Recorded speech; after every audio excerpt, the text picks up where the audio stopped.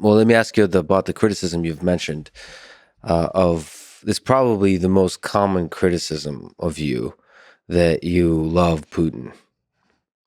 So just to linger on it, what do you think is the foundation of this criticism? Well, I'll tell you when it began. I had my first day in Congress was January 3rd, 2013. I believe it was the 3rd, 4th, 5th, somewhere around there. And my last day was January 3rd, 2021. I had been given my experience of serving as a soldier in the Middle East, and the motivation that really drove me to run for Congress in the first place. I served on the Foreign Affairs Committee and the Armed Services Committee for almost 8 years. The 8 years that I was there, with my drive and motivation to actually be in a position to challenge the influence of the military-industrial complex, to try to prevent us from needlessly going to war. And so, the likes of Hillary Clinton and the cabal of warmongers in Washington, they weren't fans of mine, to say the least. I can't say it was a total surprise, but it was disheartening nonetheless that the very day that I announced my candidacy, that I was running for president, which was in February 2019, the hour that I walked up onto that stage to announce my candidacy, it was in Hawaii, and I gave my announcement speech. NBC News published a hit piece that planted the seeds of suspicion in voters' minds that somehow I was a darling of Putin and Russia and whatever. It was baseless, all of it baseless. And that continued like a steady drumbeat throughout my candidacy, but that really was escalated when, in a podcast with David Axelrod, Hillary Clinton said, "Oh, well, the Russians are grooming her." And this is not, this came from a very influential person. Yeah. She was the former Secretary of State, former U.S. Senator, former First Lady, someone who wielded and continues to wield a lot of power in the Democratic Party and amongst voters. And that took it to a whole new level. What is the basis for this? Nothing. It is a tired yet dependable playbook that is used not only by people like Hillary Clinton, but also people like Mitt Romney and others to try to smear, discredit, and destroy the reputations of people who have the audacity to question their objectives as they call for one war or another, or have the audacity to say that this is not in the best interest of peace or in our country and our national security.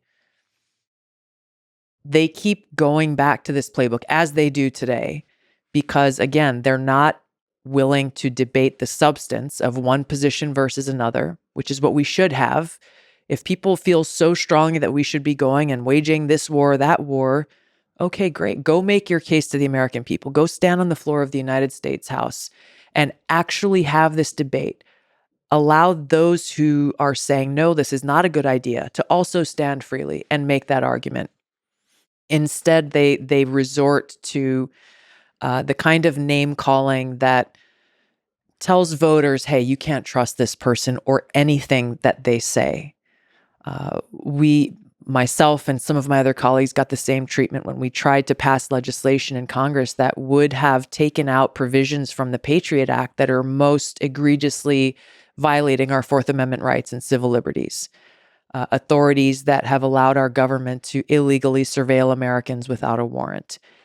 And as we did so, we're called traitors. We were called, we had other members of Congress on the House floor saying that if you pass this legislation, you will be responsible for another 9/11 style attack on our soil. These are all distraction tactics to try to divert our attention away from what's actually happening, and instead just tell voters, hey, you can't trust these people. Obviously, this has happened to Trump. It's happened to Bobby Kennedy. It's happened to people like Rand Paul and others. There's a small group, but a growing number, at least I'm on the Republican side at this point, people who are actually willing to stand up and challenge the military-industrial complex, challenge the warmongers in both parties. Well, people on the left have challenged the warmongers as well throughout the last few decades. Less so recently. I agree with you, but less so recently. And this is one of the reasons why I left the Democratic Party. One of the foremost reasons.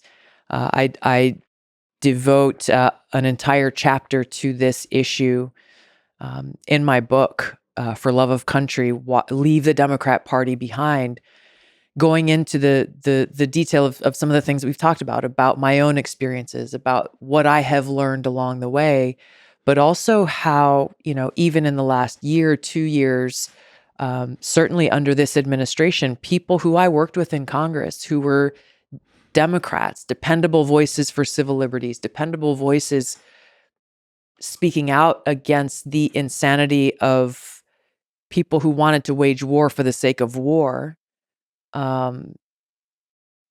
they're largely silent now. And unfortunately, within the Democratic Party in Washington, there is no room for debate.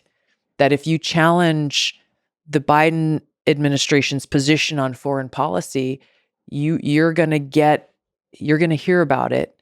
And what we have seen is that's exactly what's happened. And people have retracted statements or just fallen silent or whatever the case may be. This debate that should be existent within both parties on the Democrat side, unfortunately, it just doesn't exist anymore.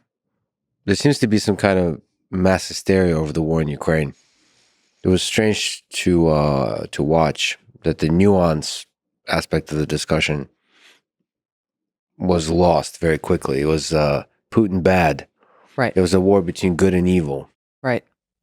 And in that, if you bring up any kind of nuanced discussion of like, how do we actually achieve peace in the situation, you're immediately put on the side of evil. Yeah. Which is pretty sick when you think about it. I mean, it's, the cynical view is, of course, it's the military-industrial complex machine, the war profiteers just driving this kind of conversation. Yeah. I hope I hope they don't have that much power. I hope they just have incentives and they push people and they kind of use people's natural desire to divide the world into good and evil and fight for the side of good. People just have a natural proclivity for that. And that's a good thing, that we want to fight for the side of good, but then that gets captured. And manipulated. Yeah. Yes. I admire your hopefulness. I am hopeful also because of the goodness in people and the naturally compassionate nature of people. However, I will tell you from firsthand experience that what we talk about is the national security state and the military-industrial complex, this cabal of warmongers that extends not only within government, but outside of government, extends to many powerful media outlets. They are incredibly powerful and don't have any qualms at destroying those who try to get in the way of their power. And they've got a lot of tools. They've got a lot of tools to do that, which I think is why President Eisenhower chose to include this in his farewell address as a warning, because the only recourse, the only real power that has the ability to destroy them and stand up against them is a free people living in a free society, exercising the rights that we have enshrined in the Constitution and Bill of Rights.